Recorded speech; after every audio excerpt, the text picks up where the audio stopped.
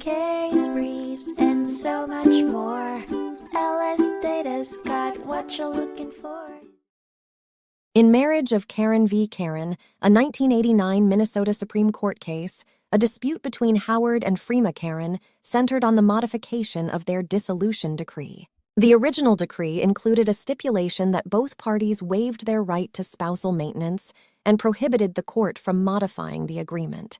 Howard was to pay Frima $1,200 per month for 6 years, followed by $600 per month for 4 years. However, Frima later requested a modification to the maintenance award.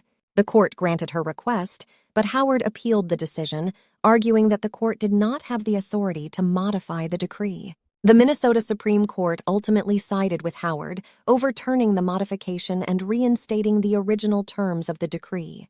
The court held that the parties had waived their right to future modification of maintenance, and therefore the court lacked the authority to modify the agreement. As a result, the original terms of the dissolution decree were upheld, maintaining the integrity of the stipulation and emphasizing the importance of contracts in divorce cases.